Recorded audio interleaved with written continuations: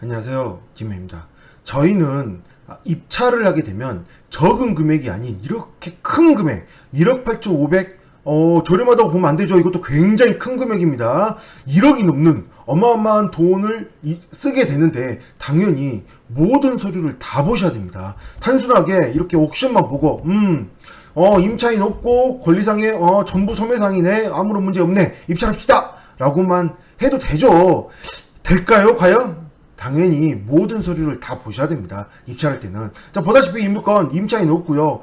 권리상의 말소 기준 권리가 근저당이고 전부 소매상이기 때문에 권리상으로 아무런 문제가 없는 그런 물건입니다. 특별히 문제가 없기 때문에 입찰하셔도 되는데, 입찰할 때는 당연히 법원에서 나오는 모든 서류, 그리고 우리가 볼 수 있는 모든 서류를 다 보시고 그 다음에 의문점을 가져야 된다는 거죠.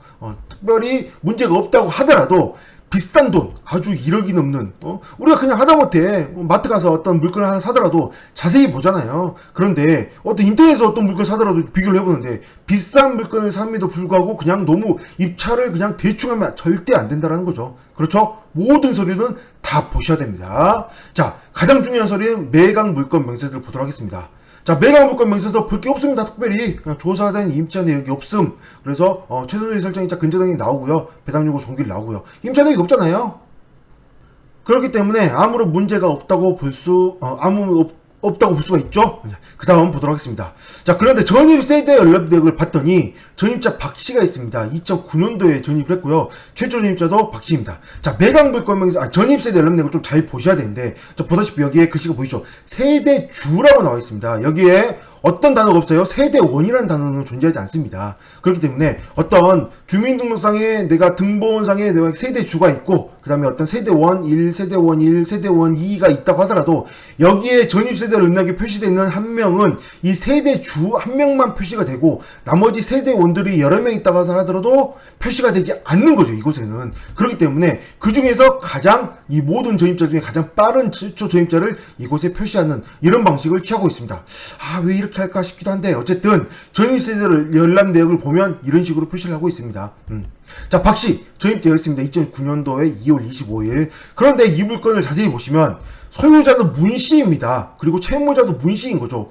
박씨가 아닌 소유자는 문씨인데, 그럼 박씨는 누구인가요? 나와 있지 않잖아요. 경매를 넘어가게 되면 주민등록 초본만 제출이 되기 때문에, 이 소유자의 초본만 제출이 되기 때문에 등본이 제출이 되지 않습니다. 그렇기 때문에 세대원이 누군지는 알 수가 없는 거죠. 그러면 매각 물건 명세서에 이렇게 조사된 임차 내역이 없다라고 표시가 되어 있잖아요. 그러면 이 박씨는 누구일까라고 의문을 표시할 수 있잖아요. 당연히 현황조사서도 보셔야 됩니다. 자, 현황조사를 보면 힌트가 나오는데요. 이 물건은 전입세대 주민등록 열람한 바 세대주 박씨, 여기 전입된 박씨가 나와있죠. 박씨, 그리고 세대원 한 명이 전입되어 있음이라고 되어 있죠. 여기에 힌트가 나오면 힌트, 세대원 한 명. 세대원이 사실은 어떤 현황조사를 보면요, 세대원에 대한 언급이 안 돼 있는 현황조사서도 많이 있습니다. 단순하게 세대주만 전입되어 있다라는 얘기만 나오는 내용들이 많이 있거든요. 그럴 때는 힌트를 볼 수가 있죠. 이렇게 세대주가 있고 세대원 한 명이 있는데 소유자는 어디 갔을까요? 소유자는 보이지 않는 상태에서 이렇게 전입자만 있다고 한다면, 박씨가 혹시 임차인일 수 있잖아요.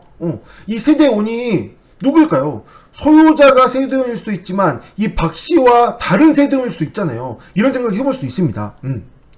그러면 법원에서는 이 서류를 받은 상태에서 종합적으로 판단을 해서 이러한 매각 물건 명세서를 만드는데, 여기에 만약에 박씨가 표시가 되지 않고 있다는 거는 어떤 소리를 해볼 수 있을까요? 이 박씨는 임차인이 아니다. 임차인이 아니란 걸 어떻게 얘기를 할 수 있어요? 방금 봤던 여기에 세대원 한 명이 소유자인 문씨이다 라고 볼 수 있다라는 거죠.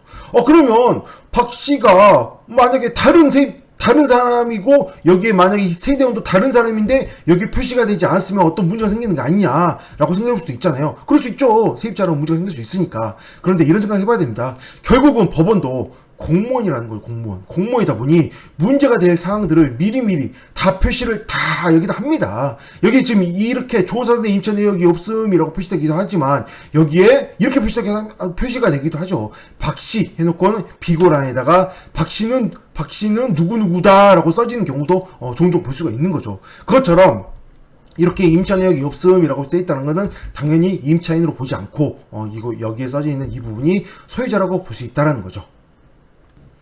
이처럼 별거 아닌 서류에도 굉장히 많은 내용들이 포함이 돼 있는데 물론 이런 경우도 있습니다. 이 박 씨가 소유자와 같은 세대가 있기 때문에 문제가 없다라고 생각할 수도 있지만 혹시나 정말 희박하게 실수가 있을 수도 있거든요. 여기에 박 씨가 올라와야 되는데 정말 세입자라면 박 씨가 올라와야 되는데 올라오지 않는 경우도 있을 수도 있겠죠. 그렇지만 여기서는 뭐 그렇게 보이지 않습니다. 저 보다시피 감정평가 금액은 1억 8,500인데 저 보다시피 근저당이 굉장히 높잖아요. 높기 때문에 위에 뒤에 있는 근저당까지 합친다면 충분히 이 박 씨는 임차인일 가능성이 거의 뭐 제로에 가깝죠. 그렇기 때문에 문제는 안 되어 보입니다. 그래도 혹시나 입찰 전에 큰 돈을 들이기 때문에 박 씨는 누구인가요? 라고 한 번 정도 물어보고 입찰하는 것도 괜찮지 않을까. 전화 한 통 하는 게 어렵나요? 그냥 법원에 전화 한 통 하시면 됩니다. 확인 한번 하시고 입찰하실 때는 꼭 모든 서류를 다 꼼꼼하게 확인하시고 입찰하시기 바랍니다. 우리가 싼 뭐 1,000원짜리 2,000원짜리 사는 거 아니잖아요.